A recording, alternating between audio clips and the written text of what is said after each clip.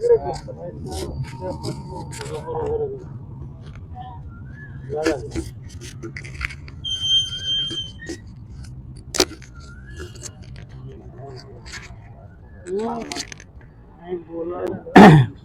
आपले नायब तहसीलदार आले होते आपले देशमुख साहेब आणि तायडे साहेबांचं त्यांचं बोलणं करून दिलं होतं. त्याच्यानंतर मॅडमचं माझं बोलणं झालं.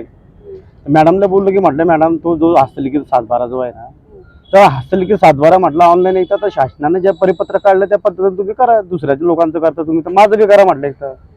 तर तिच्यामध्ये तुम्हाला असं वाटायचं की बुवा या आग्रह ऑनलाईनसाठी काय करताय, तर मला ऑनलाईनची बी गरज नाही. पण मग म्हटलं बाबा तुम्ही शासन निर्णयाप्रमाणे ज्या लोकांचं तुम्ही केलं तर माझं बी करून टाकायचं. मग त्यांनी मान्य केलं ते.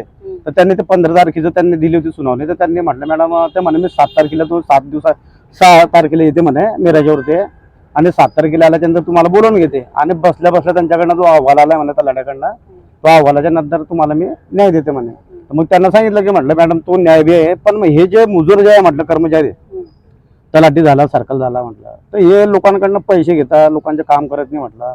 तर यांच्यावर बी कारवाईची त्यांच्यावर बी त्यांच्यावर बी कारवाईची मागणी म्हटलं मॅडम इथं. आणि ह्या सरकारी या तलाठी आणि सर्कलच्या कार्यालयामध्ये जे खासगी दलाल लोक तिथे बसून त्यांच्या खुर्च्यावरती ते बसून त्या लोकांकडनं ते पैसे घेऊन त्यांची लुटमार करतात. तर त्यांची त्या सरकारी कार्यालयातून हकालपट्टी करा आणि त्यांच्यावरती पोलीस कंप्लेंट गुन्हे दाखल करा म्हटलं इथं, की जेणेकरून गोरगरीब लोकांना जो मानसिक छळ होतो, त्रास होतो तो त्यांना होणार नाही इथं. मॅडम ते त्यांनी सर्व गोष्टी मान्य केल्या आणि म्हटलं मॅडम मी एसडीएम कार्यालयाच्या सामने बसलाय म्हटलं मी. ते एसडीएम कार्यालयाकडनं मला लेखी पाहिजे म्हटलं याच्या बाबतीमध्ये, की बुवा आम्ही ज्या ज्या काही विषय साहेबांना बी सांगितलं. त्याच्यानंतर नायब तहसीलदार आले होते देशमुख साहेब, त्यांना बी सांगितलं म्हटलं मला लेखी द्या. आणि म्हटलं माझे जे काही नेते मंडळी आहे समाजाचे किंवा इतर जे काही मित्रमंडळी आहे म्हटलं त्यांच्या माध्यमातून मी उपोषण सोडायला तयार आहे. बाकीचं माझा अधिकाऱ्यांच्या बाबतीमध्ये किंवा कर्मचाऱ्यांच्या बाबतीत व्यक्तिगत दोष नाही आहे. फक्त छोटीशी मागणी आहे, त्याच्या बाबतीत तुम्ही दाखल घ्या ना न्याय द्या म्हटलं. जी पण मॅडमनी कळवलंय ना तुम्हाला, तर त्यांनी सांगितलं तहसीलदार सोयगावनी सांगितलं तुम्हाला की मी 8 तारखेला 7 तारखेला करणार होते, पण तुम्ही 8 तारखेला म्हटलं. त्यामुळे आम्ही 8 तारीख त्यांनी पण 8 तारीख दिली. त्यानुसार 8 तारखेला तुमच्या अर्जावर कारवाई करणार आहे. बरोबर आहे का? आणि तुम्हाला न्याय देणार आहे. बरोबर. सदरचं जे उपोषण आहे जर समजा आणि 8 तारखेला नाही झाला 13 तारखेपासून पुन्हा उपोषणाला बसतो.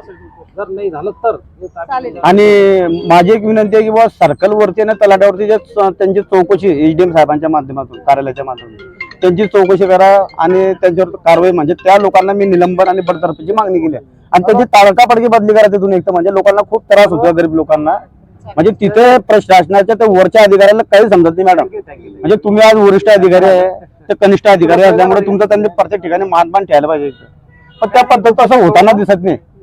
तर माझी मागणी आहे की बाबा तुम्ही जर का अशा काही मुजोर जे अधिकारी असतील इथं कर्मचारी की बाबा शासनाच्या परिपत्रक आता तुम्ही विचार करा छत्रपती शिवाजी महाराज राज्योत्सव समाधान शिबिराच्या माध्यमातून लोकांना न्याय देण्याच्या बाबतीमध्ये शासन प्रत्येक भागामध्ये ते शिबिर आयोजन करते की बाबा लोकांचा जो जे हेरपाटे एक तर सरकारी कार्यालयामध्ये मारले जातात ते कमी व्हायला पाहिजे, जागोजागी त्यांचं प्रशासन निपटारा व्हायला पाहिजे.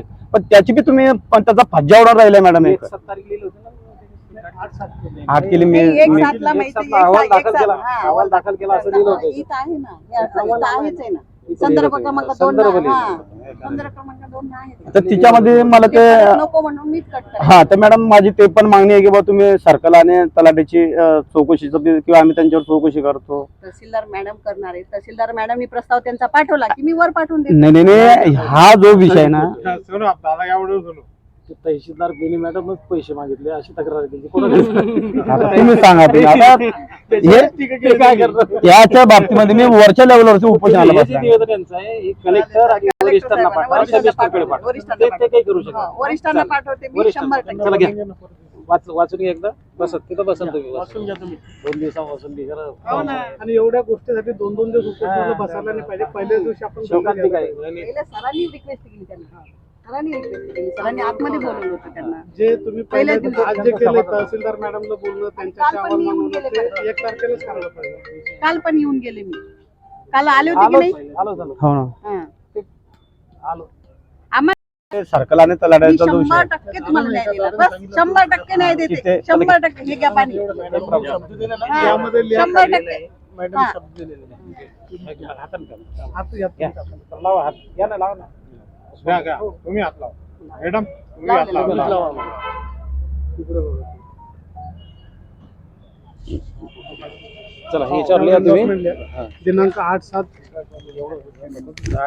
या तारखेपर्यंत कारवाई व्हायला पाहिजे नसताना दिनांक 8/7/26 रोजी मला न्याय मिळाला नाही तर मी 13/6 ही गरज नाहीये, त्याच्या आधी देऊन टाकू आपण. एवढं फक्त सही करू द्या, आठ, काही सात. हरकत नाही. 26 रोजी कारवाई न झाल्यास न्याय मिळाला नाही तर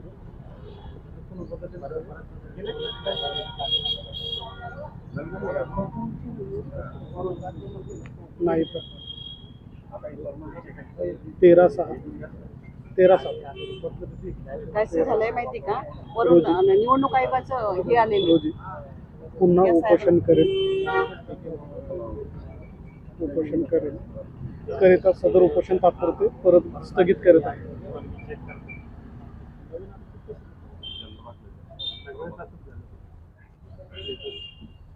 तात्पुरते स्थगित केले.